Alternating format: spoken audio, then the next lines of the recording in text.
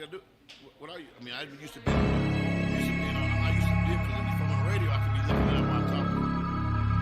Oh, I'm saying, but you could at least put the buzz on the face. I'm not pronouncing it.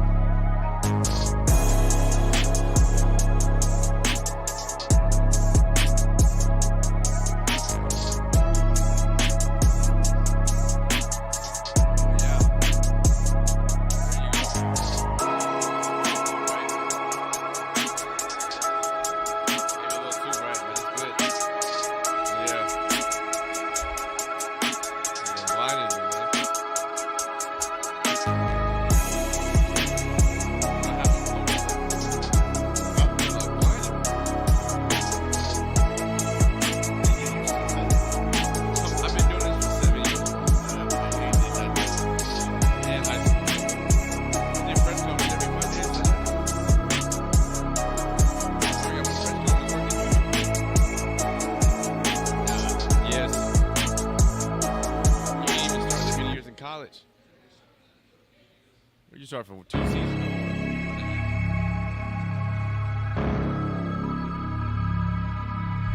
Season and a half.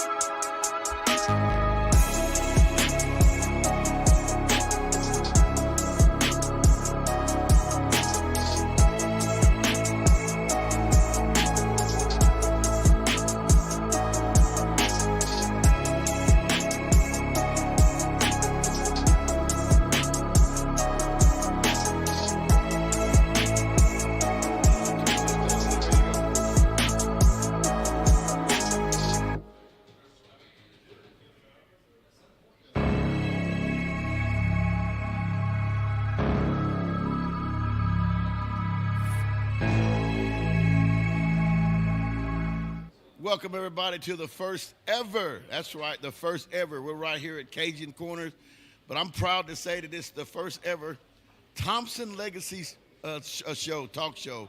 And got myself, Charles Thompson, in case we'll kind of go over everybody and let you guys out know. And got of course, my middle son. I call him my middle son. He thinks he's the smartest of us all, but my son, Casey Thompson, joining us today. And then, of course, not present, who'll normally be on the show with us, will be my other oldest son, Kendall Thompson, who happens to be, actually, Casey's he's in Puerto Rico enjoying that nice weather while we're here, but he'll be certainly joining us on other future shows. But, man, I just wanted to say this. This is how this all came about. We as a constant family, we're always talking football nonstop. And, of course, I've been on the radio here at Perry Broadcasting for several years now. I mean, I just stumbled. It's been on my mind. I stumbled into Casey. I stumbled into Kevin's office the other day, and I was just kind of having a general conversation. And I said, man, I had this idea in my head. Maybe I can do something with my sons since we're always talking football, and maybe kind of do a podcast or a show or something like that. And he goes, well, let's do it. Yeah. And so I was like, okay, let's do it. And I kind of was talking. I went back and sent y'all the message, hey, we're going to actually do this. And Kevin and these guys had already put this together, so we were kind of lassoed in. But anyway, I want to introduce Casey and let Casey talk a little bit about himself. But first, let me tell you about me, man. I was, of course, you guys, you know this, but everyone listening, I was obviously grew up in Lawton, Oklahoma, and was a quarterback at the University of Oklahoma, which was always a childhood dream of mine, but certainly something that I never can say that, when you say you dream of big dreams in your life, all of a sudden you have an opportunity to live out those dreams, and I got a chance to do that. And then to have my oldest son, Kendall, follow in that same footsteps certainly was something that was just, really couldn't describe it. And, of course, then you having your career. I, played professional football as well in the Canadian Football League and NFL Europe, and I had a chance to be in some training camps. But, obviously when Kendall was about 5 or 6 years old, I decided to come home and start coaching. And it obviously led to him being successful in his football career, and then ultimately you as well. And then here we are today. So, man, I'm just saying it's kind of neat to be able to have some sons to follow in your footsteps, but then to be able to share the spotlight. It's kind of a unique situation for us. So, want to say a little bit about yourself, Case? Yeah. Appreciate you guys having us out here on the radio. Introduced to you guys a long time ago through my dad, but my name is Casey, and like my dad said, I'm from Oklahoma City. Born and raised here in Oklahoma. Went to Sophomore High School for 3 years. That was 2014, 2017, and then transferred to Newcastle High School 2017, and then got 30 D1 scholarship offers out of high school, and then ended up going to University of Texas for 4 years, 2018 and 21. Started in 2021, led the Big 12 in touchdowns, injured my thumb, transferred to Nebraska 2022. After that was Scott Frost, and then Matt Rule came in, transferred to Florida Atlantic University at FAU. Ended up tearing my ACL, season-ending injury at Clemson in Death Valley, and then called Coach Venables, and then finished my career out at Oklahoma, finishing with OU football in 2024. So that's kind of my college career. I would say for me, I love talking ball. I love really just chatting with my dad and my brother Kendall. We do it every day on the phone, over text. So I just decided to be here, and just a pleasure to be on the show. Casey, a lot of people always wonder, how does a kid who grew up a couple minutes down from the University of Oklahoma and more, and then his dad, who has a dad and a brother who played for the University of Oklahoma, talk to the people about, obviously back in that time, the decision process that went into you choosing the University of Texas. Yeah, so college recruiting is a lot different then than how it was now, but man, in high school I was getting recruited by Ohio State, Clemson, Oklahoma, Texas, Miami, and for me it came down to relationships, and then where I could trust that the head coach and offensive coordinator were going to be on campus when I would be going to college. And then really I ended up having 21 offers as a sophomore at sophomore, and then Lincoln Riley called and offered me, came by the high school, and then I just remember him saying that he couldn't guarantee that he was going to be on staff at OU or that he would even be there. Because at the time, this was May 2017 or so, and I remember sitting down with him and Bob Stoops in the office on a weekend and just watching film. We were watching like their spring practice. It was at the time Baker Mayfield was there, Kyler Murray, Chris Robinson, class of 2017, and then 2016 was Austin Kendall. Yeah. So those guys were all there, and they didn't have a 2018 commit, and so and they offered me in May 2017. It might have been May 2016. May 2016. It was your sophomore year. Yeah, sophomore year going into junior year, and then man, I just remember like he wanted me to make a decision, and at that time I was already getting recruited by those other places, and then what happened was that they gave me about a month or maybe 3 or 4 weeks, and then Cam Rising committed at the right after we went to that cookout, that barbecue. Yep. That was June 2016. So it had only been 2 or 3 weeks, and they expected me to commit real quickly. And then Cam Rising committed sometime in the summertime. It was in August. Yeah, well, In July. Yeah, in the summertime. And then Spencer Rattler ended up committing in the class of 2019. That same summer, he did his announcement post. And so they had those 2 quarterbacks committed. And so really throughout the 2016 season, I went to the game as a recruit. Went to the Ohio State OU game in Norman in September. They played JT Barrett and those guys. And then, just really kind of just went to the games as a recruit. And then after the season, I think that was the year they ended up going to went to the playoffs. Yeah. And they played Georgia. And Well, it wasn't the playoff then. I think it was just the Final Four. Yeah, Final Four. Big 12 championship. They beat TCU, right? Or that maybe the year before. But anyway, so they went to their bowl game after the season. And then fast forward to the spring, and I don't know, whatever reason, Cam Rising decided to decommit after being committed for almost a year. And then they called me. Well, you know what happened? He went and watched practice. He saw Kyler Murray behind Baker, and that's when he decommitted. He went to spring practice. Oh, yeah, and then it was April 13th, 2017 at that spring game, Yeah. the Texas spring game. So Cam Rising was at the Texas spring game. I was committed, and then Texas ended up letting Cam Rising commit. And the next weekend, actually, I never forget, man, I was at prom. So this would have been junior year, going to sophomore prom with all my friends, and we were loading the party bus. And that same day I was getting a haircut going to prom, and Cam Rising decommitted from OU, and then OU called, Oregon called, Alabama called, getting off the prom bus and going to eat at downtown. Yeah. So that's kind of how that happened. And then after that, Tanner Mordecai committed. I was being loyal to Texas and told Coach Wright I wasn't. Well, what made you pick Texas though? I mean, people want to. I get asked it all the time. I explain it, but what made you pick Texas? Hear your voice. Yeah, like I said, relationships were big, and just consistency, and the fact that Ohio State and Urban Meyer were personally recruiting me, Dabo Sweeney and the Clemson staff, Coach Streeter, and then, I knew Coach Stoops obviously because Kendall went to. We've known Coach Stoops a long time. Bob and his family, they're good people. Shout out to Drake and Isaac Stoops. Grew up with them. But I would say the fact that Coach Riley, had me on his board. You remember? Yeah. He had me on the board. I never forget. I went to the office, and he had national recruits. He had local recruits, and I was the number one local. But to me, in my eyes, I was a national recruit, so I should have been treated as a national recruit. So after he missed out on Trevor Lawrence, Justin Fields, all those other guys, then he ended up offering me. And I had already been getting recruited for 2 years by, Urban Meyer at Ohio State and Dabo Sweeney at Clemson. So I really wanted to go to Clemson, Ohio State, and just decided. And they also weren't willing to wait on me either. So when the Ohio State staff, Urban Meyer was getting ready to resign, and then Tim Beck and Tom Herman left Ohio State after they played in the bowl game, and then got hired at the University of Texas. So nobody knows this, but I don't know why you say that. People ask you. If it wasn't for my dad, my brother Kendall, I never. They were like, would you be interested in going to visit Austin? I'm like, I never been to Austin. They were like, man, University of Texas is a big opportunity if that's the best team that's recruiting you. And so if it wasn't for my dad and my brother, I would have never even taken a visit. I went to the junior day, February 2017, and then 2 months later I committed. But because I had missed out on Ohio State, Clemson, oh, you didn't want to wait on me, and so boom, that's how I ended up at Texas. But my dad acts like he don't know how I ended up but there. I mean, we said go to Texas because I had never really been there.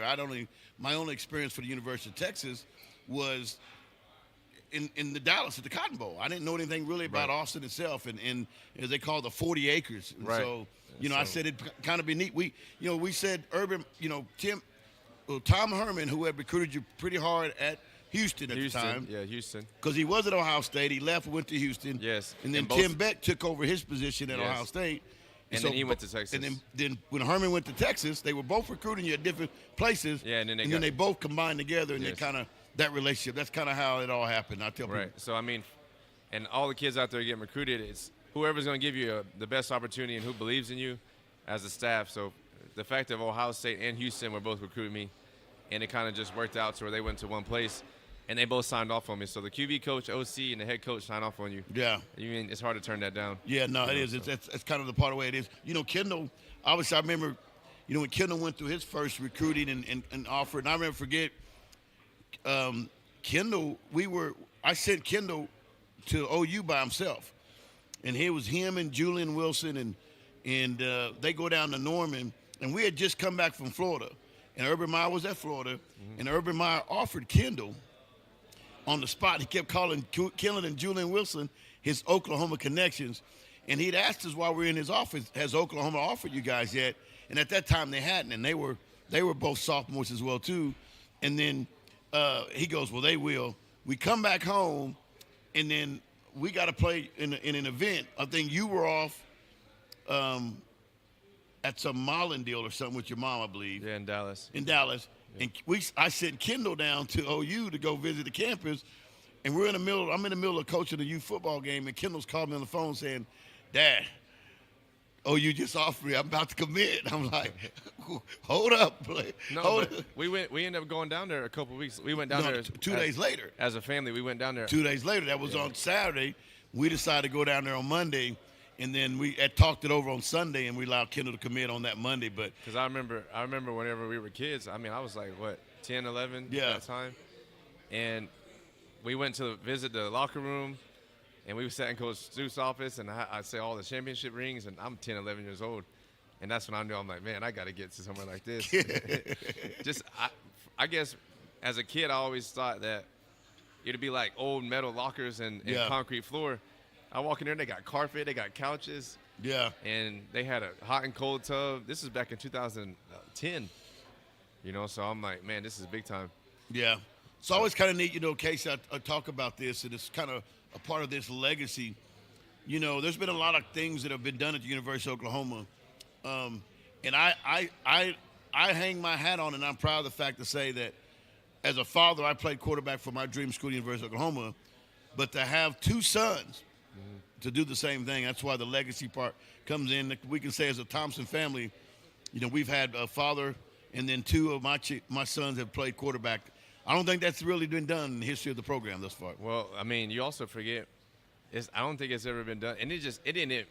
People always ask, it wasn't planned to happen like that. But going from Texas to Nebraska, which are my two rivals, to Oklahoma, I mean, I don't think that's ever been done before either. I would like to see. I think there's been people that played for Oklahoma and Texas. Like you got Brendan Thompson. Yeah. Yep. He ended up playing for both when I hosted. Now, was he there when you were there? Yes. So he came in as a freshman at Texas, and then I hosted Arch Manning, Brendan Thompson, what was the other? Malik Murphy. Yeah. All of them, I hosted them whenever they get recruited at UT. That was the year I was a starter there, I think in 2021. And then they came in right after that. So, like, that when they had their official visit, it was Brendan Thompson and Malik Murphy came in the summertime. And then that's when Arch was going to camp and stuff and was about to commit as well. Yeah. So that was during that time. But, man, just being able to go, I mean, we'll have to tell the story of how we end up at Nebraska and then how all that. Yeah, we'll have time for all the stuff. Yeah, it's all kind of fun. I mean, I said you couldn't imagine the mere fact that here I got a son who's, when I played, listen, we didn't. I mean, Texas was a big deal to play, so we didn't like Texas. I mean, obviously, and then Nebraska was more or less kind of a situation where we didn't like them, but we respected them. Mm-hmm. And then to have you play at Texas and then also play against at Nebraska. But here's even unique to that. At both places to play against University of Oklahoma. Yeah, and lost twice. And it lost twice. But what most don't know. But I had a good game against both But what most don't know, though, unfortunately, both times you played them, that's where your injuries came about. Both times. Yeah, you played when you played them at the Red River Rivalry in 2021.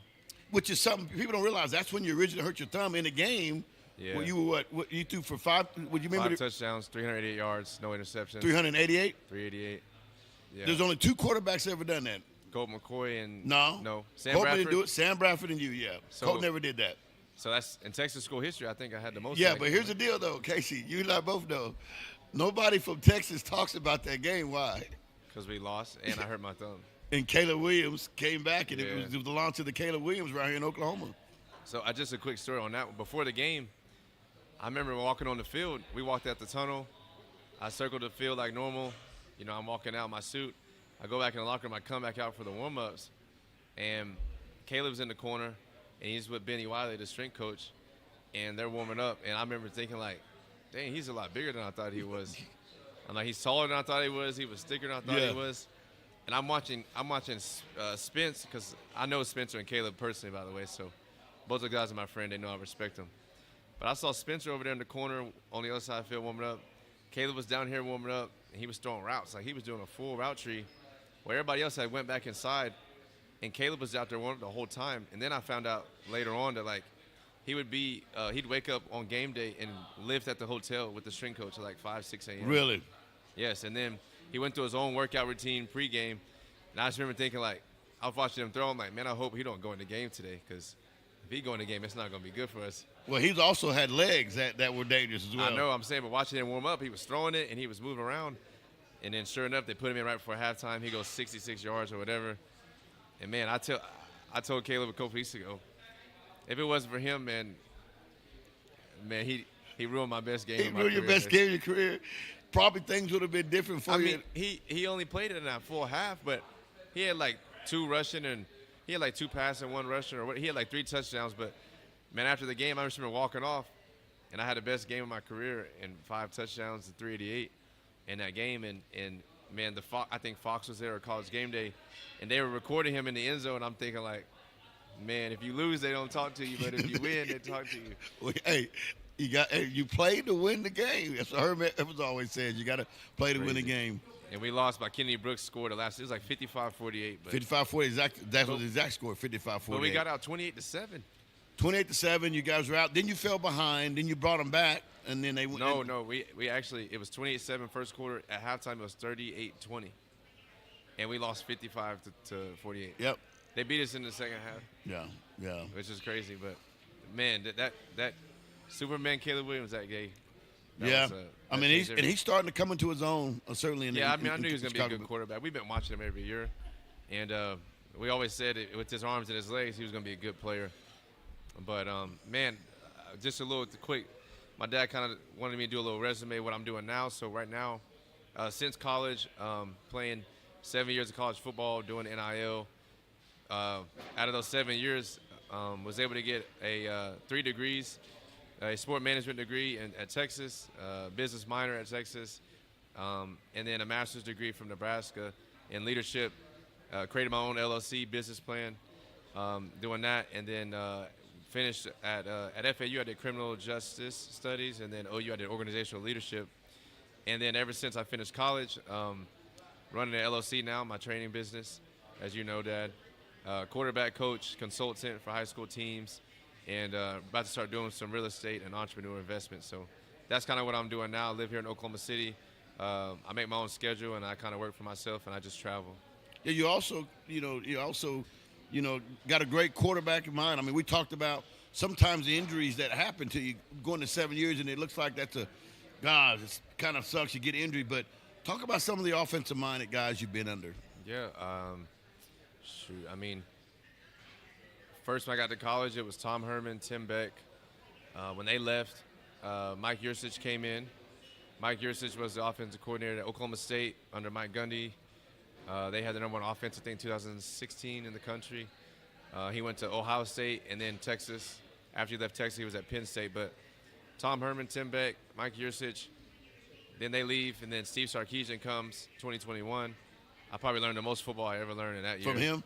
Yeah. We'll talk more about him. We'll save him for me. I want to talk more about him when we get into later in the show. Learn that system. 2022, go to Nebraska, learn Scott Frost, Chip Kelly's system.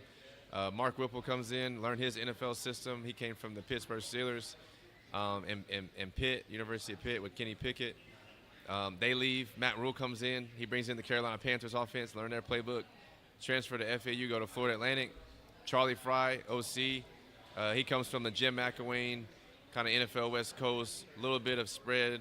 Yeah. He was at Miami Dolphins with Mike McDaniels. Yep. Learned that system. Left there, came back to OU. Then you got the Hypo Levy system. Yeah. Joe John Finley took his own little mix to it. Set the trail system. All of these is combined. So ended up learning all those systems. And then when you learned the Arbuckle. Yeah, I was gonna say. And then in the bowl game, Arbuckle got hired, and he was around for a month, and we kind of he was in the office and he coached us every day, and so I learned a little bit of Arbuckle's system too. Yeah. So that's been a good experience just to learn literally the spread, the air raid, the NFL West Coast to the option game, the deep choice. Yeah. Yeah, and they say in football, there's how many languages they call it? 5 different languages? Yeah, I think it's 5 main systems. You got NFL West Coast, spread, you got the air raid, that's 3. And then you have like the deep choice system, vertical game. So I've been able to learn all those. It's been pretty cool. Well, it's obvious, as you can see, people. Hey, listen, we're going to take our quick opening break, but you can tell, hey, we know and love football. We're right here at the Thompson Legacy Show. We'll come back right here. We're at campus. We're at a Cajun Corner right here in Oklahoma City. We'll be back in a moment.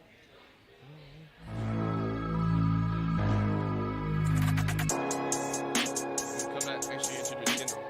Yeah, I'm going to get into Kendall. I was kind of.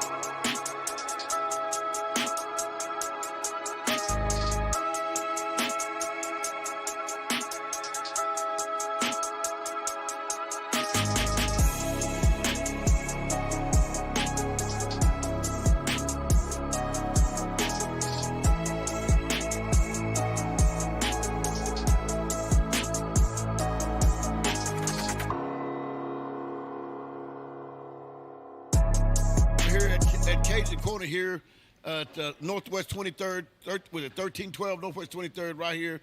It is the Thompson Legacy Show, the first ever Thompson Legacy Show. And you got myself, Charles Thompson. You got my son, Casey Thompson, there. And then Kendall, who's not here today. Like I said, we mentioned he is out in Puerto Rico enjoying himself. But let me tell you a little bit about Kendall. Obviously, Kendall obviously played quarterback at University of Oklahoma as well. Went to sophomore high school, kind of where you started out, Casey. He was an Under Armour All-American, Elite 11 quarterback. Was the top 11 quarterback in the country coming out. Quarterback committed to the University of Oklahoma. Was at the time the earliest offered QB under the Bob Stoops era at that time. He was offered first part of his sophomore year. Then obviously he had his career there at Oklahoma. Went to University of Utah. Injured himself after gaining starting quarterback there. Came back in his pro day, worked out at Utah and at OU as a receiver. Ended up getting picked up. Receiver and quarterback. Receiver and quarterback. Yeah, he worked out a quarterback at Utah and receiver here. No, receiver at Utah. Receiver at Utah and quarterback at OU. Quarterback at OU, yeah. And then obviously got his opportunity and spent 3 years in the NFL with the Commanders now. We got to learn to say that. It's not the Washington Redskins. That's what, I mean, they're still the Redskins. I know that. 2015 to 16 Redskins. Yeah. And then he was with the Rams under McVay as well. And then currently now he's a cardiovascular pharmaceutical rep with Bristol Myers Squibb, and it's kind of where he's off in Puerto Rico doing that. But the number one, he's top 1% in the country in sales. Yeah, I mean, and he's a very methodical. When you guys get a chance to meet him, you'll see how smooth, and he's out there coaching softball now. And I was there watching with my granddaughter, and he calling the timeout, Casey, and he's walking across the field like he's floating on, like time up. Let me call time. I started laughing out loud, so I couldn't imagine that. But yeah, that's kind of a deal. Let's get ready to open up. We're going to take some quick questions, Casey. People might want to talk to us a little bit, ask a question about what we've kind of our experience and what we've been through. And then at some point in this segment, we're going to also dive into OU making the college football playoff this year. And I want to talk specifically about that and get into, you understand and know what Brent Venables like. Let's talk a little bit about what it is like coaching and playing underneath him. Yes, for sure. Anybody have some questions? No, he got a question. Huh?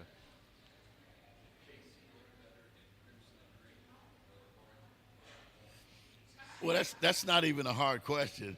I mean, certainly looked better in the crimson and cream than he did the burnt orange. It's kind of great, neat.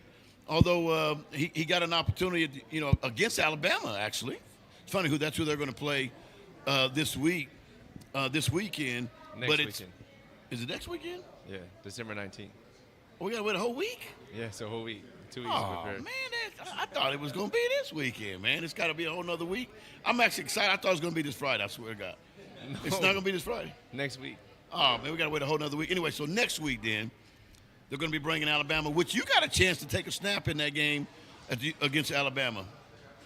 We got another question? All right, here we go. All right, I want to direct this question towards Casey.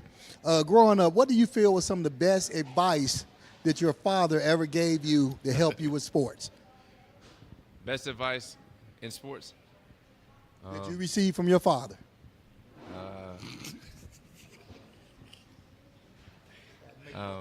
Yeah, I mean, I like to act like that I got here on my own just to give him a hard time a lot of times. But I really would say what I learned from my dad and what we all learned is, number one, nobody's gonna give you nothing. I'll never forget that saying.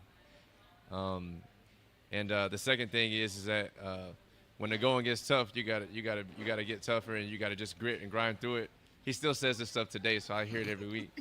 And then I would say the last thing is he always says cream rises to the top, and he always just said just keep doing what you're doing. It's gonna pay dividends and it'll pay off later. He's told me that my whole life. So when I would be working out and going to the field, I started going outside and training at like 7, 8, 9 years old. I made a commitment that I wanted to go to the NFL, wanted to go to college, stop watching Disney Channel, start watching ESPN. And so my dad really taught me just really grit and perseverance. And then off the field, my dad has always just kind of told me, like, don't worry about what the haters or whatever the naysayers are saying. You know, just keep doing what you're doing, and everything will happen how it's supposed to. So that's really, I would say, the main things I've learned, kind of just some life advice. It goes deeper than football. That's kind of why I asked you that question again, because it's really off the field. It's really about life. It's not just about football. And we'll talk about it a little bit later, but just my dad's been able to be friends with Deion Sanders, and he named me, my middle name is after Deion Sanders, and just seeing the way Deion and my dad both raised their kids, you know, putting them through hard times and putting them in the inner city, you know, leagues and going to Woodson Ballpark, I learned perseverance and grit for sure. That'd be the main thing that I learned. Yeah. You know, it's funny, speaking of that, and we were talking about that, Deion said, got another question also?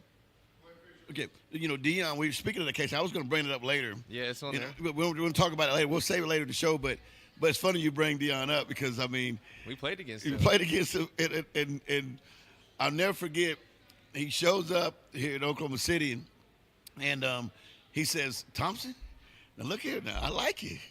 He said, you know, I wear my, you know, and people don't know that Deion wore the neckband around his neck because he said he got it from me. Yeah, Hante Yo. Yeah, when I wore the Hante Yo, but he was talking about coming to Oklahoma City to play in us, and he goes, now, by the way, if we come, I got to get that gate, part of that gate, that concession. I said, hold on, man. He said, no. He said he wanted to share from the gate and concession money? Yeah, and then he said he won. We had to give it to him. Even though one, guess what he said? He said, it don't make no difference, Doc. You're going to make more money than you ever made it because Prime in town, baby. And he wasn't lying. He filled up the whole stadium that we had used. We're at Midwest City? Carl Albert. We used Carl Albert High School that day when he came here. Was that 2010? And then 2011 we played them. Yeah, in 2011 we went and played them in Dallas to revenge. They beat us. I think they had, I think Emmitt Smith's son was one of the running backs at the time on that team that beat. And was Shador the quarterback? I think he was. I can't remember where it was. I think the you play Shador was a quarterback. Yeah. But they beat us they beat the mess out of us here. Yes, but the next year we went back and redeemed ourselves, went and played them in DeSoto and redeemed ourselves. But yeah, let's go to another question. So I got a question. So with the Thompson legacy, I know this comes up around the holidays. Who's the best quarterback in the household? So I'm going to answer that one first. You better answer it first. When you talk about true quarterback. No, can't say it. Hold on a second. See, there you go. And how I answer it is just check my resume. That's what I'll tell them. Hey, when it comes to yards, touchdowns, completion percentage, Davey O'Brien watch list, all that stuff. It's funny because Kendall said he was ranked top 11 in the country by ESPN. I thought I ended up being ranked number 12. I just found out last week when I did my resume. I had to do a sports resume. But right now I hold the record in Oklahoma, and they both played in Oklahoma now. I have the record for total yards, all-purpose yards and touchdowns in a career at 154 and 12.8 thousand. So if I had to answer that question, I'm going to say me.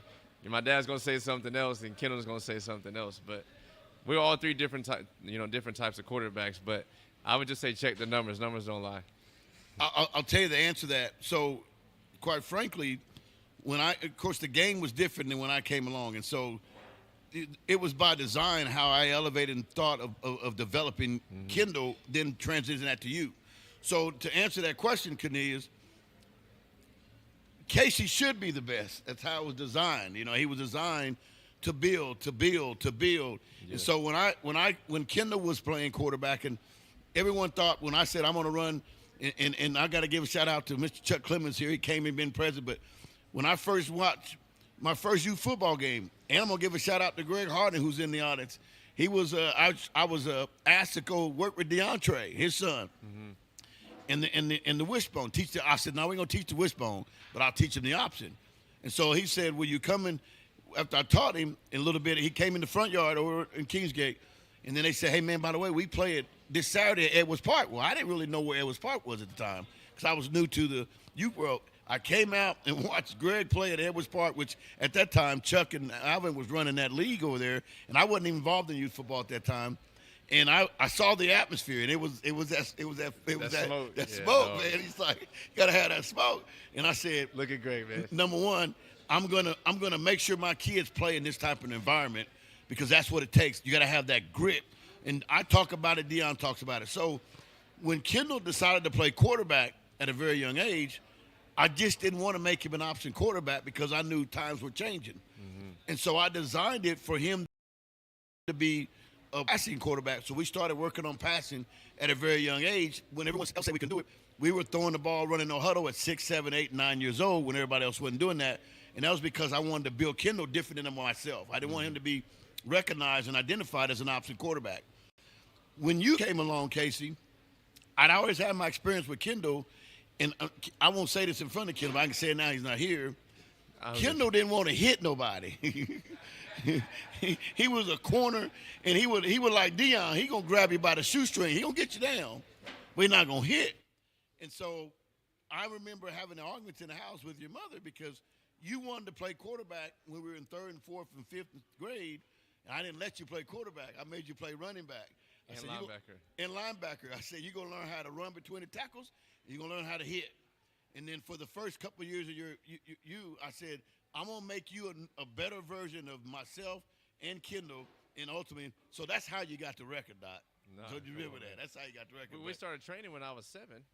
I know. I already trained training. you. Yeah. I trained you, but I didn't let you play on my – because I was the coach of the team. And Right. So, trust me, there was many nights we were sitting there, me and your mom being there arguing about, he wants to play quarterback. I said, hey, I know what I'm doing now. Let me work my magic. I got a vision. But different types of – I mean, Kendall was 6'2", 170 pounds. He was a passer, and he was dual threat because he was elusive. He probably was the quickest one at all of us. I know you say No. We're not going to do that. Come on, man. No. We're not going to do that. Listen. Not quickest. Quickest? Oh, I got that. You were the fastest. And quickest. You ran a 4.30 Exactly. But I think we were both quicker than you, man. It doesn't make sense. I ran a 4.1 shuttle. Okay.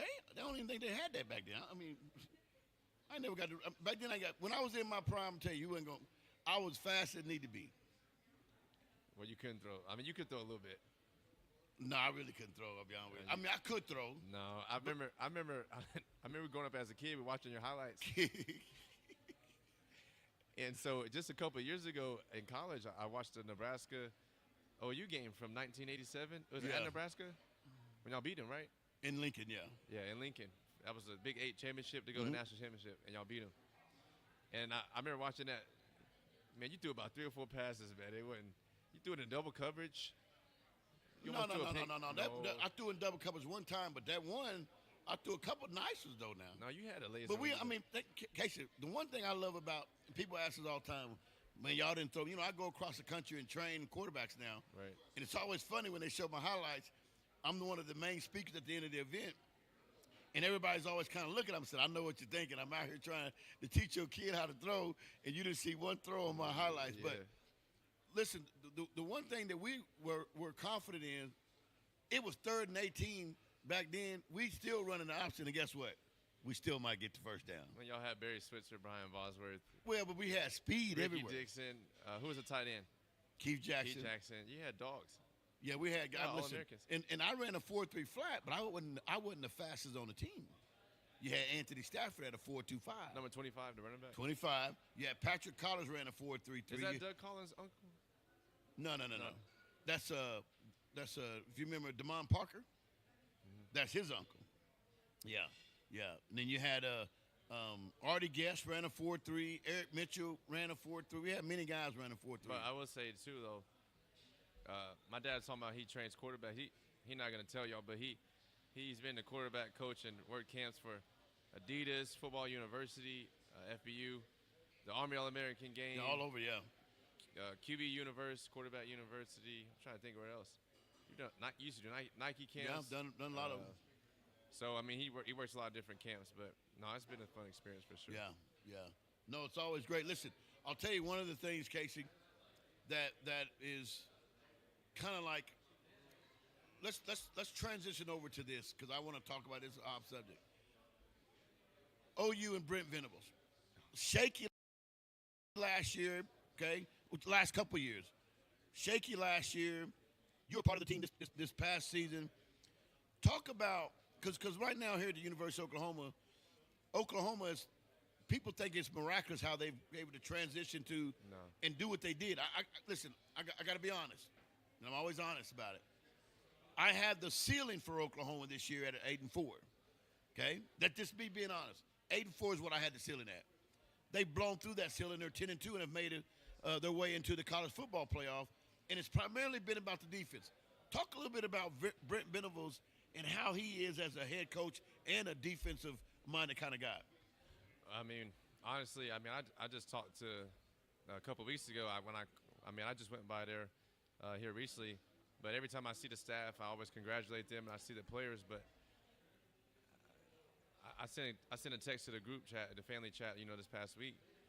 Man, being in that environment and being just a part of a culture like that he runs, and I get goosebumps talking about it right now. But just, I'm not surprised by anything that they're achieving this season, and I actually believe that they could do it because just the culture, the environment, the standards, the high expectations all the time, every day. Coach V never changed. Like, it didn't matter if we was 6-6 or like right now they're 10-2. It didn't matter if it was a Tuesday practice, week 5, or if it was January off-season workout 1. He's so consistent every day. He challenges people every day from bottom of the depth chart to the top to everyone in the building. I just know when you walk through that building, man, you gotta bring it on every day, and just the camaraderie of the team, the culture, the environment. It's like a family atmosphere. If you could think of the most extreme competitiveness, it's past that level. Yeah. The most close-knit team, it's way over. It has everything of everything. Like, it's that program. I really say it changed my life for sure. Me being in different locker rooms at Texas, Nebraska, but then being at OU, man, that as soon as I got there, I knew that the team was going to be special.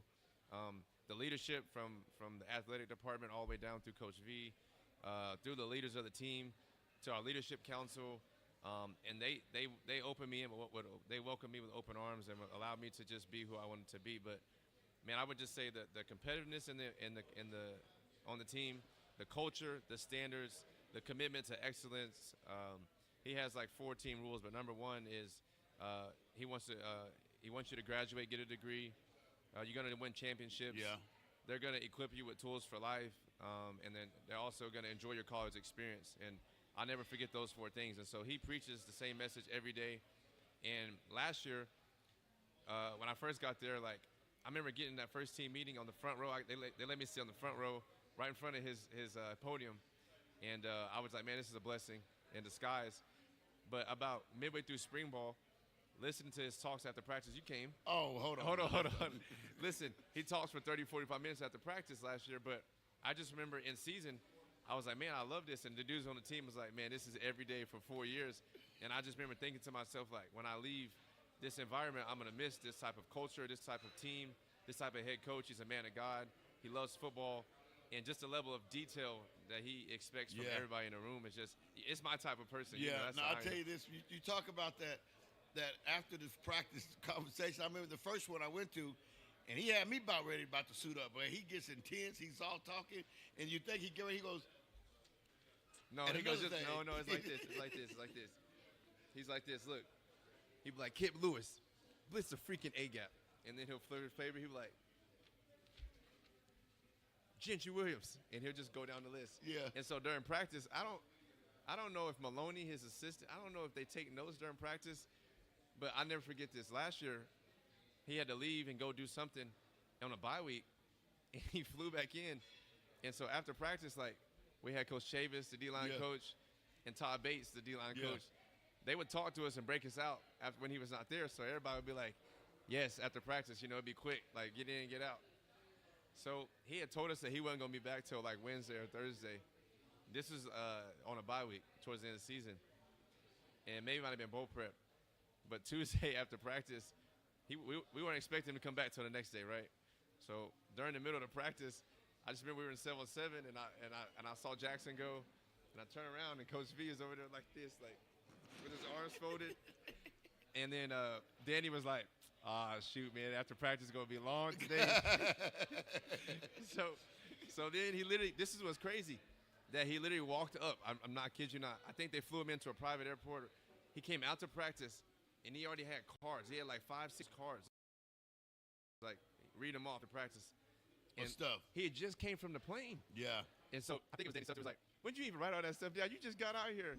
And like they said, he took notes on the plane, on the flight.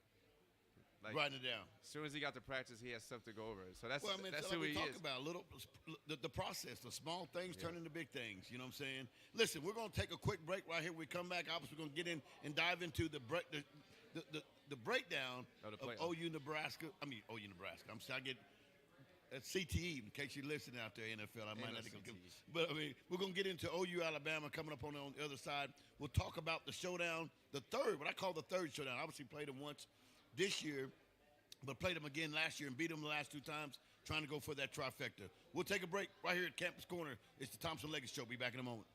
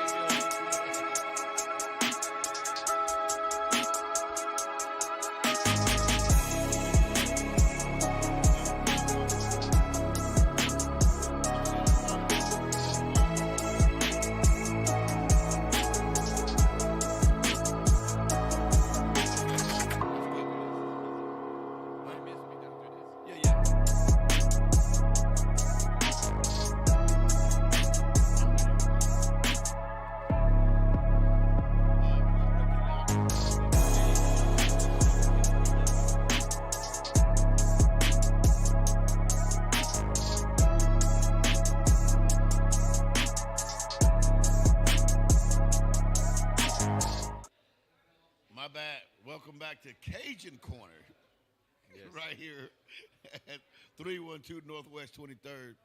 And I don't. Sometimes you got to forgive me. It's that CT that we talked about, but certainly Thompson Legacy Show right here. Listen, one thing I'm gonna tell you about this show: we're gonna be laid back. It's gonna be like we sitting at home and talking like we normally talk. We don't have to be all professionals about it, man. We're just gonna be relaxed and chill, and we're gonna do what we do best: talk sports. And right now, one of the things that I've always been proud about what we did do and what we do daily, we did it ever since. One of the first things we did when you played, what did we do after the game? Watch film, talk about it. Watch film, talk ball, study. I mean, we do it. I mean, this week alone, we've been on the phone to 1, 2 in the morning. Yeah. Talking about all kind. Like just last week, we had a 4 or 5 hour phone call talking with my friend, who was my former teammate, about everything, OU football to playoffs to NIL to high school to Little League to. Yeah, I mean, it's just what we do. It's kind of what we're about, what we do. Let's break down OU Alabama. Obviously, the opening college football playoff. We mentioned it earlier. We're talking about this group, this team. What is it, 132? What do you call it, Team 130? This team 131. 131. Last year was Team 130. Okay, this team 131. Yeah. I mean, man, they didn't win the conference, but still, man, they outkicked their coverage this year in terms. That's the saying I use, folks, when I say that. That means you've done something great. You got to stop saying that. I mean, I'm telling you. Yeah, kicked your coverage. I'm telling you that even if you look at the games they played, if you see the way that they practice, the way they work out, the way that they meet, I mean, this would be no surprise to anybody. If you were inside the building, that you expect to win. And Coach V is relentless. But I would say if you look at even their losses, I mean, they got 2 losses. The Texas one, we're not going to talk about that one right now. But guess what But the Ole Miss game, and you look at all the games they played in, I mean, they were competitive through 4 quarters. But the 2 games they lost, let's be honest, when you say that offensively wise, they lost those games to 2 of the better offensive-minded wise coaches in the league. Yeah, I mean, Lane Kiffin and Coach Sarkisian. Yeah. I mean, they're really good offensive minds. But I would tell you that, I mean, Coach Venables, the way he coaches the defense, he's like an offensive mind on defense. Like Correct. I mean, if you walk into that room at the stadium, I mean, it's drawings all around the board. I never forget, man. I would literally go up there during the day, and Coach V has been doing the same routine since he was a GA, and he writes plays, he draws cards, like he does everything, and everybody in the room is drawing cards and they're studying. And I never forget, I think I walked in there in the off season 2 years in a row when I was training there for pro day this off season. They already had like 13 games scouted. All the cards were drawn up every single snap from every game from all the opponents that were playing for the season way back in January, February. So he's already prepared for these games. For last year? No, like January, February, let's say like early this year, started 2025. Right. He already had Tennessee, Ole Miss, Texas, all those scout reports that are already done all off season. Everybody on the staff. Wow. So they have already drawn up. They've already scouted the previous season, every single play, not just every game, but every single play. And so that's what I'm saying is like the way he prepares is year round. Like, So you compare him equivalent to what Sarkisian is on the offense side? no, I'm telling you, Coach Venables is one of the best football coaches I've ever Really? been around. I wouldn't Yeah. compare him to anybody. I would say he's in a league of his own. You know, I think he's more of the defensive mind. He's like a Belichick, Nick Saban type. Yeah. But I think the Coach V is more creative and he's more aggressive. And what I like about him is he likes to take risks and take chances. And you can see how he coaches and calls the defense. But I just never forget, like last summer, because like you said, I've been in a lot of locker rooms at Texas and Nebraska. But last summer, so this would have been June, July 2024, they kept saying they have defensive school, or they called it like, they kept saying like defensive school or football school. That's what they called Yeah. it. I'm like, what is football school? Like, we'd have workouts and the defense in the middle of the summer. Like, literally, they're meeting, they're drawing plays, and they have like quizzes. So like in the middle of July, he's like 3rd and 12 we're at Tennessee. What's their call? And he's asking like Samuel Mosigo, like the linebackers. He's asking Kip Lewis, and I just never forget looking at their lockers. I'm looking at their packets. And I'm like, they just did a whole quiz and packet on Ole Miss. That's in 6 months. But I'm saying that's how he. That's prepares. how he coaches. Yes, and so I'm saying. That's good inside tidbit that a lot of people don't know. I mean, obviously he's really, really good, as he knows that. I mean, it shows what he's able to do. And he's now starting calling the defense, which this year. Yes. Tell me, this week coming up, or next week, Yeah. I'm sorry. What's kind of the process of what he's doing at this phase, knowing he's got to face Alabama when he got announced that certainly Sunday? Give me what you think that he's doing and how this team is preparing for Alabama. Well, I mean, if you watch Alabama this season, number one, they have a really good quarterback, Ty Simpson, and they got a couple of good receivers. Their offensive coordinator and system is from Washington. I think Kalen DeBoer, about his staff, is OC over. So they've been real efficient on offense this year. Before they played OU and Coach Venables' defense, but Ty Simpson, he does a good job with his eyes, his feet. He checks the ball down. He's gonna make the smart plays, and he does a good job just reading the defense. But what I would say is, you could tell going in that Coach Venables' game plan was to disguise coverages, do a lot of simulated pressure where he shows a blitz from one side and then drops from the other side. And if you look at the end of that game, Dad, when they got that sack at Alabama on the road. They blitzed my friend Day-Day. Day-Day came in, number 12, and they brought him in on like a blitz, and he ended up sacking Ty Simpson. And you can just tell like that was a perfectly called blitz at the right time. And just watching his confidence during that game, knowing that they were going to win. So I would say the keys to this game is going to be to create more turnovers again, to disguise the coverages for the quarterback, do a real good job of just being gap sound on defense like they always do. And we're going to have to be able to protect the football on offense, create turnovers on defense, and then it's going to come down to, we call it the middle eight. But the middle eight, the plan to win always was protect the football on offense, create turnovers on defense, get off the field on third down on defense, stay on the field on offense, and then score touchdowns in the red zone, not field goals. He's really big on that. And then the middle eight, we have to win the middle eight, and you got to win the last 2 minutes of the game. So the middle eight is the last 4 minutes of the second quarter right before half and the first 4 minutes coming out. So if you look, like they do studies, they have this football statistics book. Most of the time, if you win the middle eight, win the turnover battle, you usually win the football game. Yeah, and that's what they've been doing. Yeah, and the last thing would be the explosive play battle. I mean, we haven't been winning that as much, with the offense, but they've been winning the middle eight, and they've also been creating the most turnovers. So that's why, I think that's going to be the key to playing them again and beating them again this time. Well, and so a lot of people talk about, obviously, what we specialize in, of course, is former quarterbacks. We talk quarterback play all the time. Give me your thoughts on John Material. Obviously, there's been a lot of criticism. You've been in the room with Michael and last year with Jackson, so you know certainly a lot about them. But give me your thoughts. Certainly, you hadn't been in as much with Material. But give me your thoughts if you could on Material. I will tell you that I think Material's a good quarterback. You know, I really do. I think that he's got it. You know, also we talked about mechanically. You know, he has a tougher time dropping the ball in, and people don't understand that.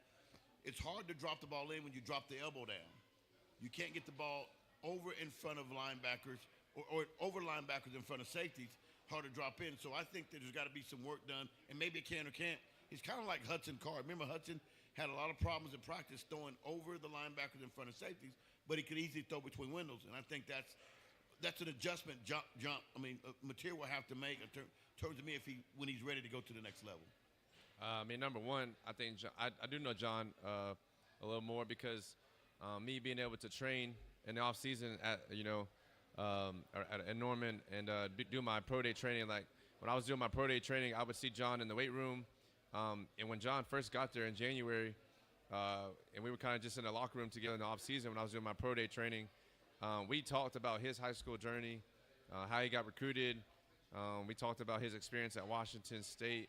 And then when he got here to OU, I talked about how he liked it and stuff. And so I've seen John around a lot in the offseason, and then I always would see him, in the indoor throwing routes and stuff. So number one, I would say John's a really good guy. He's professional. He's detailed. He has everything it takes. He's a great leader from what I've seen and heard in the offseason. That's number one, and like I said, I'm kind of friends with John too, so I have a lot of respect for him. As far as on the field, I would say that a lot of people, like you included, and all the OU fans. I mean, you guys include me in. I'm including you because y'all have only watched him at OU for I've watched every single game of his career in the off season. No, I've watched him other than No, that, but you don't study film how I study ball. You Whatever, know that, man. Go ahead. So I watched all his games at Washington State and practice film, like watching just, the way they run the concepts. Number one, he has good feet. He has good timing, good instincts. Number two, these throws that everyone's talking about, he has film. He had 40-plus touchdowns at Washington State with only four or five turnovers. He can make all the throws, which I told you earlier this year. Let me ask you this question then. But hold on. He needs to be more consistent he can throw the one ball, he can throw the three ball. He needs to be a little bit more consistent at knowing when to layer the football. Because against Auburn and Michigan, in that first game of the season, he had some deep daggers on 20 yards where he threw it over a linebacker. And so I would just say he needs to be more consistent. Well, so let me ask you this question, obviously, because you know from experience is the greatest equalizer. Yes. Now, you didn't have the same type injury, but you did have a torn ligament on your throwing hand that you played through. Talk about how that, regardless of whether he's still out there playing, because you finished the whole season with that injury as well. How did it affect you being it on your throwing hand? Yeah, so, I talked to John about his thumb as well. He didn't have the same, because when he first heard it, and he went to Dr. Stephen Shin. That's who you went to, right? That's who I went to. And when I was at Texas, we played in the Red River Rivalry Week 6. I think it was October 9th to 10th, 2021. But I hit my thumb on Nick Benito and Isaiah Thomas's hand or helmet, and that was in the second quarter, and I finished that game. And then it turned black and blue. It was swelling up. And then, your thumb is responsible for 50% of your grip. So you got to think, on this side of the hand, your thumb is the only thing that you have on this side of the hand. So you lose 50% of your grip strength. So I would say that definitely had a factor into it. But, John, he likes to take all the blame. He's going to say it has nothing to do with his son. But I'm just telling you that I played the position. And, before my thumb injury, I had 15 or 16 touchdowns with 2 turnovers. And then after the thumb injury, I was 10 and 6 or something like that. So, my numbers went way down, my efficiency, my accuracy. But he didn't have, a ligament. He just messed the bone up and stuff. But, Still required a surgery. Still required a surgery mid-season. So I told John, I said, my surgery, he goes, how long did it take you? I said, it took me 8 to 12 weeks. They told me 6 to 8. Dr. Shin told me 6 to 8. It took me 8 to 12. And John was like, yeah, he goes, they told me I would be good to go. So I'm like, he has a little thing on his hand. And we actually, me and John, Coach Scotty, Kolak, the strength coach, goes, I go to church with Coach Scotty. And so every week, he's giving me updates about, hey, just check in, just how everybody's doing. And I told him, I said, hey, tell John I had the same thumb injury mid-season. And he goes, okay, you might want to reach out to him and talk about your experience. Yeah. And so I told John that Dr. Stephen Shin's a great doctor. They flew me out there when I was at Nebraska, as you know. Kendall ended up finding him. Yeah. Had the surgery Kendall with him. found him because he was out there with the Rams. at the time, yeah. Yeah, so Dr. Shin and I texted, and he told me it should be, he said, you be throwing the ball at 6 weeks. Well, John didn't have a ligament, so that's why he was able to come back in 3 weeks. I didn't think that it was possible, but when I did my research, I saw that Jared Goff came back in 10 to 12 days. Yeah. But what people don't know about Jared Goff, he came back in the playoffs that year, and then he literally re-injured it. And then the next week, he was on IR. He didn't even travel. Really? So Yeah. it's hard to continuously play at a high level with that thumb. Let me ask you this question. Because he was making all those throws early this season. But let me ask you this question about that in terms of – so you've had the injury. Yes. And what would you say? Would you say that his level of play, or when he played and came back in the Texas game, how much of kind of – I think it was more when you're worried about the thumb getting hit, you have a lot of mental. Like he talked about after the game, like it's, I mean. So you have no doubt in the mind that it affected him a little bit. But it affects your mental psyche more. Like, it affects your mind and your body. But physically, it affects your accuracy and ball placement. Mentally, that just affects. I feel like me, if I was a play caller and I was a quarterback, I'd be worried about if it gets hit again. You know, you'd be worried about that. So I think that has something to do with it too. You know, I mean. The biggest thing I think is people don't put enough value and emphasis on the preparation of it. Like, he didn't practice for a couple of weeks. And so then when he came back, you know, and practiced for the game, I mean, Dad, you know what happens if you go two weeks without taking any reps? I mean, just to be thrown back in, like, I know I'm a good quarterback, but when I would come back from an injury or go out to practice, like, the first time back, you're like, oh, I'm a little bit rusty. So I would say that probably affected him more than than the injury itself. You know, and you know, people realize that the close knit. Obviously, you last year in the same room. Yeah. There's a question asked here. You know, a gentleman asked me at a Lawton actually, kind of text said, "Hey, I'd like to know." David Sawyer says, "Would like to know, Casey, when you was hurt, was you hurt, and is that why you didn't get to play after both of the freshmen couldn't get it job done last year?" And then why did they let you play? Because you had the experience. So he wanted to ask you about that. Give us some thoughts on that question. Well, I mean, when I came into OU, I mean, I tore my ACL September 2023. And then, let's see, October, November, December, January. I came in 4 months later. So I showed up to Smitty's workouts in January 24, off season. I was only 4 months into my recovery, like 3 or 4 months. And then I didn't get cleared until the end of the summer, like right before camp. So, I mean, you know how it is. It's hard. Yeah, it's hard. It's hard to roll a quarterback out there, and he didn't take any first or second team rep. Now, I did take some twos when I came back. I missed all spring ball, missed half the summer, almost all the summer, and then worked out with the team in my knee brace. I did all the lifts and runs with Schmitty, which is a whole story, as you know. That's a whole other story. Whole story. But did all the workouts, and then during fall camp, you know, they mixed me in with the twos, but, like, I mean, you knew that Jackson was going to be – Mike and Jackson was rotating, competing. People probably knew that Jackson was going to be the starter. And then, I mean, we expected them, obviously, to let me, you know, throw into the mix. But, I mean, Coach Venables, number one, I didn't think that it was smart to just throw me back in there with my knee, you know, my ACL coming back after that. But, I mean, I was ready to play, you know, at some point during the season. But when you miss, you know, 9-10 months in the offseason, tough. You're just really there as an availability, you know what I mean? It's kind of more like IR. Safety you know, kind of a deal. Yeah, like a safety net. So I would say probably more of a backup plan and a safety net. And, I mean, Coach Venables, as you know, he told us he respects, you know, our family. He respects my game. That just wasn't his plan A, plan B, just because of my knee, you know. So I would say that would. But Coach V told me last year, he was like, man, you're going to be a great coach one day, and I would love, you know, to be able to coach these guys up and help them out. And so for me, being able to rehab and be back home with family and friends and go to church and see my physical therapist, it was kind of more so of, you know, Coach V was doing me a good, solid favor. No doubt about it. And then I was doing the team a favor by, you know, being a mentor in the room. And I loved Jackson and Mike. You know, me and Mike. Talk about you and Mike's relationship. Yeah, I would say me and Mike are best friends. Man, Mike, we were, I mean, all of us were close, but like me and Mike every day, I mean, Mike and I, we went to eat together. We went to the barbershop together.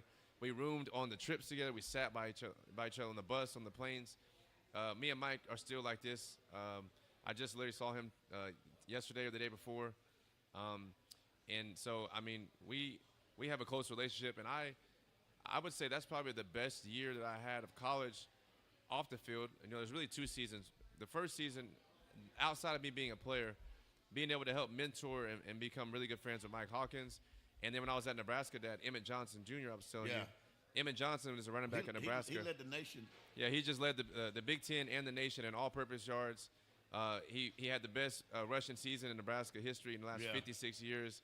And I was with him last week at the Nebraska-Iowa game. We did Thanksgiving together. But being able to be friends with guys like Emmett Johnson and Mike Hawkins Jr., Bijan Robinson, Roshan, those guys are still some of my best friends to this day. So, I have a great relationship with Mike. Obviously, his dad. Yeah. Big Hawk. So we have a great relationship, and I love Mike. And I still encourage Mike to just, be strong and just be, diligent about doing the right things, and his time will come when it's time.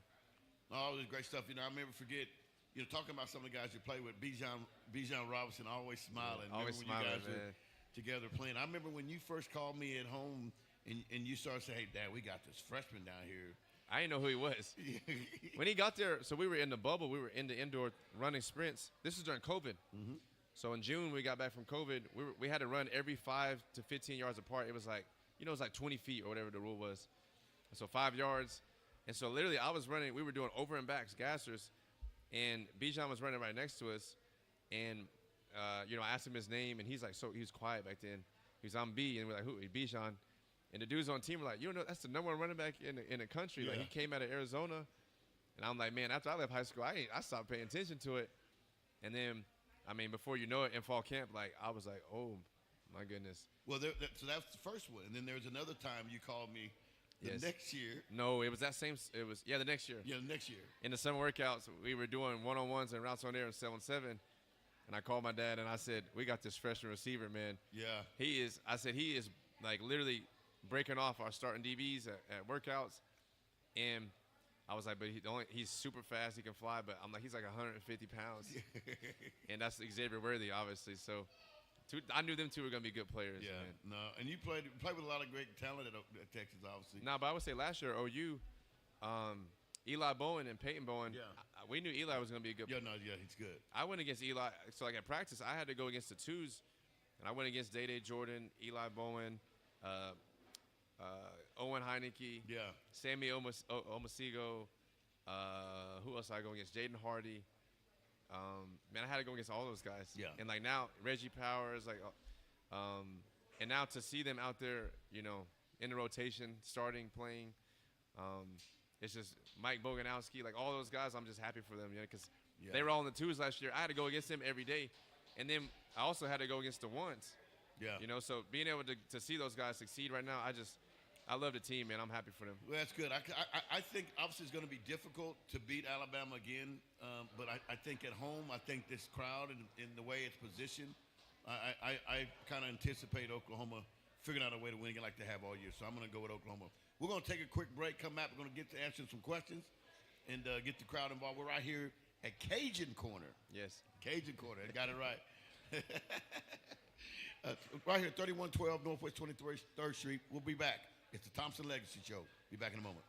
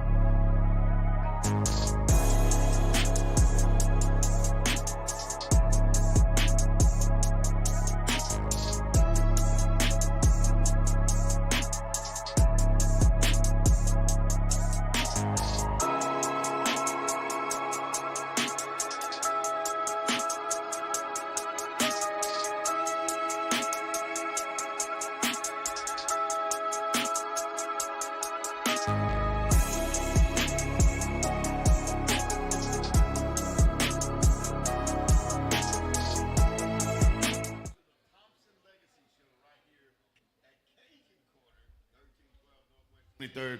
We are right here talking sports, obviously diving into a lot of aspects of it. Got a couple questions, obviously, here on the floor. Let's go to the floor first. How y'all doing? How you doing? Good. How are you? My question is for both of you. Where do you see yourself in 5 years, sports-wise? Because to me, I see you as a coach on the sideline professionally. Like professionally, I can see you. Or I can see you on ESPN. Casey, I can still see you on the field. You got a ways to go. But where do you both see yourself in like 5 years? Well, I'll tell you, for me, I don't have any desires to. The question was, where do you see yourself in 5 years? Yeah, well, I don't see myself coaching. I'm going to answer that part. I'm going to that first. I don't see myself in 5 years coaching on the sideline on NFL. I had an opportunity to coach throughout my years and kind of decided to stay here in Oklahoma and pour back into my own kids and the kids in this community. And that's what we kind of do, certainly with Hustle Link 405 and the kids that we impact. So I will certainly continue to do that, can certainly continue to be involved in my youth sports programs and hopefully still being on the air and doing things like this in this community. So I see myself in 5 years still trying to be a person of influence here in this community, continuing our positive in our youth sports programs. For me, in 5 years, my dad and I have a vision, and my dad kind of has the same one. Because sometimes he'll call me and he'll be like, man, I got an idea. I'm like, man, I thought about this 5 years ago, man. I told him yesterday, I said, I'm 3 steps ahead of you. This is chess, not checkers. But in 5 years, I'm already doing what I love now, but I would say anything at this point that God adds to my life is a bonus and a plus, because I'm still being able to train and work out and coach quarterbacks. But in 5 years, I don't know what the Lord is going to bring, but I would say I'll probably still be doing something involving football. I'm already the CEO of my own business, so I'll be a business owner as well. Hopefully, I'll be a family man, have a wife and kids. And then I want to go into college coaching or NFL coaching when I'm done playing. And then my ultimate goal is to be able to just give back to the community and provide a safe space for everyone. So I want to open up a sports performance facility. I'm going to call it Thompson Fit. And it's going to be focused on mind, body, spirit, like holistic training, the overall well-being of the athlete and just the human being. I'm going to have doctors, trainers, therapists involved. Right now, I'm already building these connections. So I have a partnership with SSM Health St. Anthony Hospital, the Team USA trainer. And then, like I said, we do Hustling 405, so I'll probably still be involved with our 7-on-7 organization, a nonprofit and college prep program. But in 5 years, I hope to be the head coach at a university, coaching in the NFL, or the OC and QB coach calling plays. And then maybe somewhere down the road, I'll go into the ministry. But that's kind of where I plan in the next 5 years. And then I want my dad and I to kind of I called him last week, and I said, I just keep driving around, and I keep looking at the OU stadium. I keep looking at these high schools and these big facilities. And I said, when I go into coaching or when I own a business, I'm going to bring my dad on as the GM. So that's our plan for the next 5-10 years. My dad's going to be the GM. I'm going to be the coach. And we're going to get these boys right, man. Well, it's funny you say that. I mean, we're kind of positioned in that role now. I mean, we got contacted a couple of weeks ago through our involvement in 7-on-7 world. We got kind of selected to, well, you did. Let me say that. You got selected to be the coach of a national team that's sponsored by Jordan and many other brands, and that's a great. And then they asked me to come on to kind of be a GM. So we're kind of doing that a little bit now. Mm-hmm. But we got a lot bigger visions in what we're doing with our we call our college prep organization, which is our whole focus is to take kids and get them ready for the next level. This guy's kind of sitting over here and being kind of modest, but he's an animal when it comes to his processes in learning and teaching kids on how to be successful at the offensive kind of concepts that are out there. And I mean, he's listen, I'll tell you, people say this, we've had some knockdown, drag-out fights over it. I mean, we argue, we're intense with each other, because that's the business of football. Sometimes you're going to be in rooms, and the guy across the table, you got to be willing to stand on the table and argue about a guy or a decision or a play or a concept or whatever it may be. And so Casey and I are kind of like two bulls in the ring, and we'll butt heads a little bit about it, but it's because we have the same desire and same passion and the commitment to give back to what we're doing. Yeah, I kind of want to add about, appreciate you guys, thank you. So I want to kind of talk a little bit more about who we are and what we do about us at Hustle Link. Hustle Link 405, we're a college prep organization. We are 2024 national champs at the DR7 event in Dallas. And then in 2025, we were a semifinalist, and we should have won that tournament, but we were one play away from going to the championship this past year. And we are a college prep organization. We're set up as a nonprofit, but we do recruiting, we do skills training, life skills training, media, marketing. We have brand deals, partnerships, NIL. We are partnering with GMs. We have over 200 college coaches, high school coaches in the NFL. And we also just want to give back to these kids. But like I said, we do a lot of partnership and brand deals. And the last thing is that we just partnered with a couple people here recently. We just partnered with a couple people here recently that between the two of us, we have a marketing director. We have over 70 different brand deals and partnerships. And then we're also getting with a former Well, we'll wait on that. We'll wait on that. All right, we'll wait on that one. Let's go to the question on the floor. Get a question out there.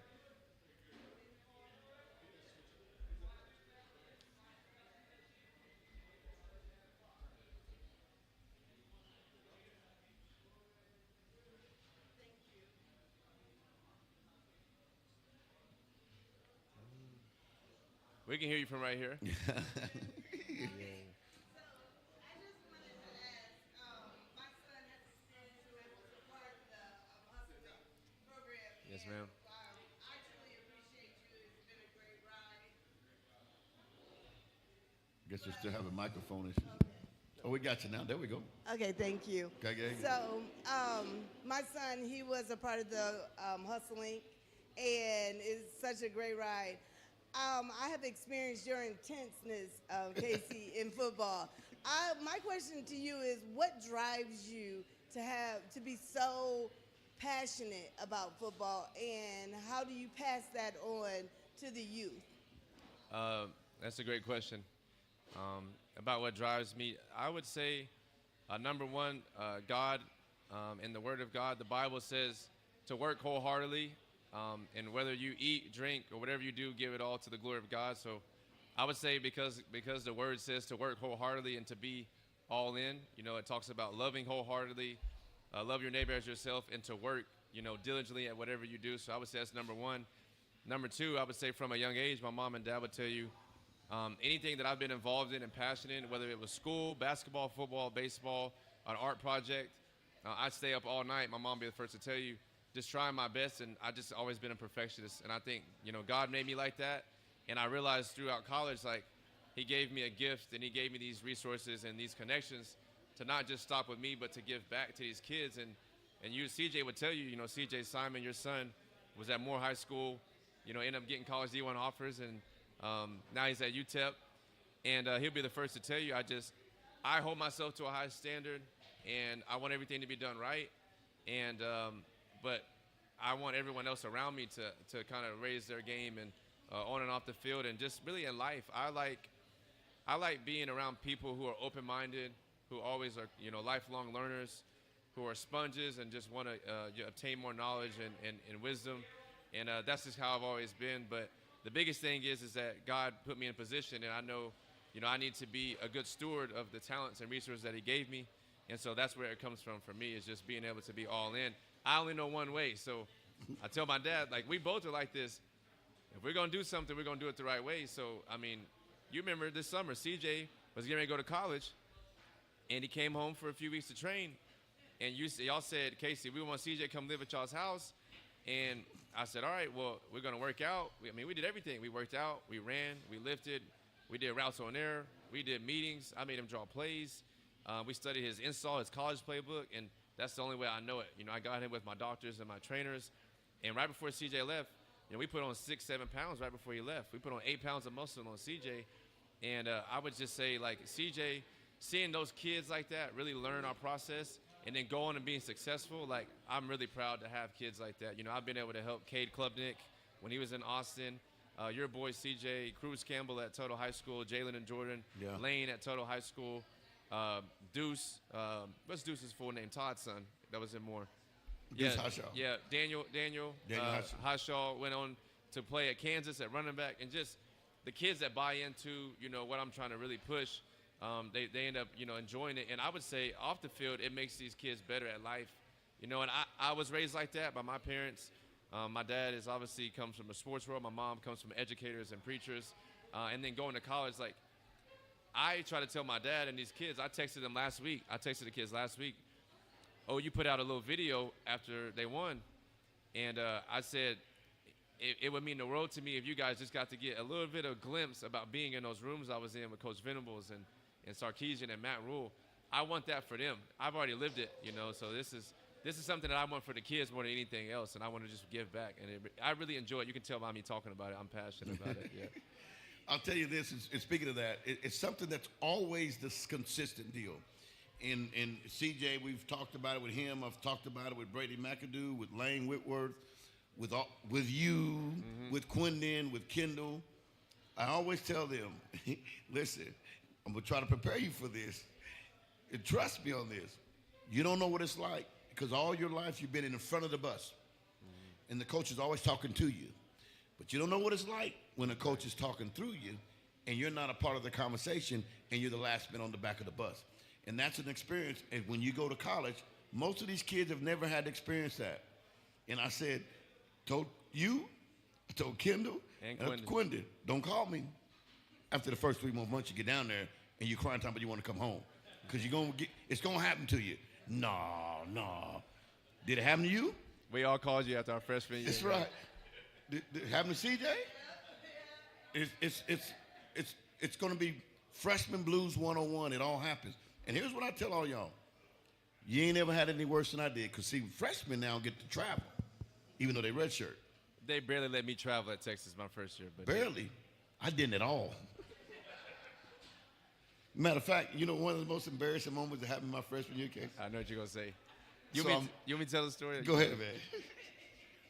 He going to say he was at OU, and the team went off to go play on the road. And they was on TV. And he was on campus, and he said, this girl said, ask him who he was, and he said, I'm Charles Thompson. And she goes, he said he played on the football team. She goes, you don't play football, dude.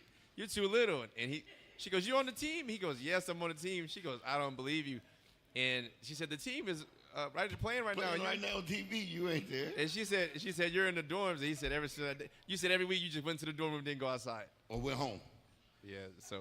I didn't want to have to deal with that. And I was like, and that motivated me, though.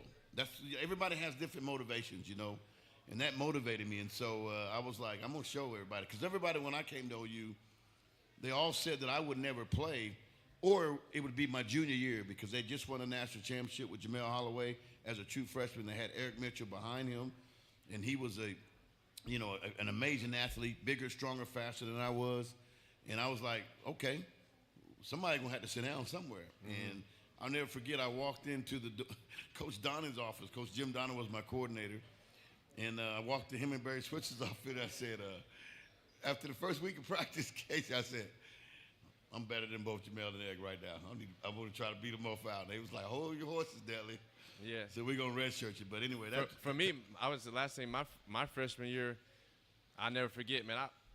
Like I said, I led in Oklahoma, and I was top 10 quarterback in the country. And then I go into Texas, and the second week I was there, I literally forgot to take my vitamins before a workout. And they put me on a list for no reason. Now, they test you as a freshman on purpose. So I never forget, we're out there in the rain at 6 a.m. in the stadium working out. And Tom Herman came out to practice. And I left my water bottle like in the meeting room or something. You're supposed to have a water bottle. And I just never forget, man, he threw that water bottle at me. And they made me do rolls and bear crawls in the rain. And he was like, you want to just go ahead and redshirt? We'll redshirt you now. And I'm thinking like, man, what did I just get myself into here? And so, but that season that we played on the road at Texas Tech in 2018, and during the warm-ups, I barely got to get one pat and go rep. And I remember thinking like, I can't ever feel like this again, man. Yeah. This will never happen again. So 3 years later, I ended up being a starter. But to go from first string your whole life, and then go from that to fourth, fifth string, and then the next year I'm second string, and then finally after a while I was first string. But like, I just never forget that. That was a motivator for me. It was like, man. And then even when you do start playing, you know how it is. Like Michael Jordan said, you find something that they say in the media and just too small, not quick enough, not good enough, all this stuff. And so you just always find ways to stay motivated for sure. And you know, the thing about it is, Casey, we're sitting here and, you know, we talking, and we just, because people don't realize this is how we talk all the time. Like, Yeah, we every communicate day. like this. So we're on a show, and it's the first show, but really it's just like we're back at home, or we're on the phone talking, and time flies by, you know. Yeah. And that's kind of what I want this show to be about. I want this show to be more about a relaxation, more about just an open, free spirited, where when you chime in and tune in with us, you're gonna get that. You're just gonna get some guys sitting on the couch, like, and talking football. And quite honestly, I always say this: we're Thompsons. We're Thompson strong, and we're serious about the business of football, and that's kind of what this show is going to be about. Yeah, we got a couple questions come in. Okay. We got Dr. Larry Ford in here, man. He said, Casey, what is the pressure that comes with being a quarterback and playing high-level football? I mean, you remember he called me right before the show, but Larry called me on the way, and he said, Casey, I just want to call you. And I was like, what's up? He was like, man, I know you got your I won't be there tonight. You know, I got to be at work or at a class. He said, I just wanted to call you and calm you down. I know you're probably shaking in your boots and you're nervous. And I said, I paused for like 5 seconds. He started laughing. He goes, I'm just playing, man. I know this is another walk in the park for you, man. You just riding the bike. So me personally, I've only been nervous like once or twice in my life playing football. And it was when I was in my dad's youth league at Woodson Ballpark. We were getting ready to play the Midwest City Tigers. And that was nerve-wracking because they had a dude named EJ.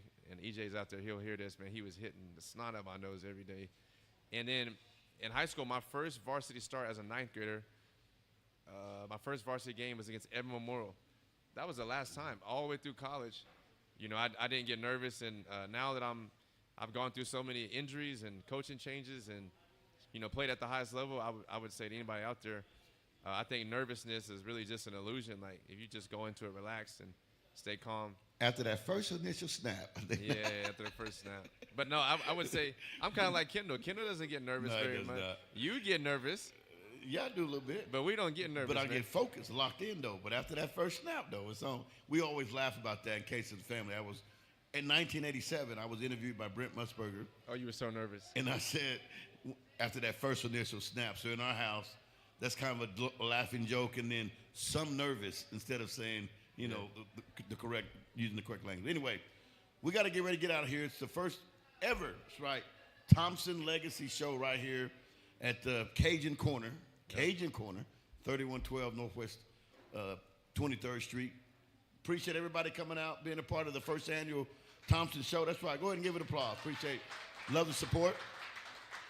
Casey and I certainly do that. Next time, we'll have our third compadre in here, Kendall Thompson, and it should be a great show. But appreciate everyone. We'll talk to you guys next time. I would say next time we got to hit Heisman Trophy and NIL. So we'll talk about name, image, and likeness, brand partnership deals. I got a lot of experience in that space, and everything's ongoing with that social media world. So we'll hit that next time. All right. Good job.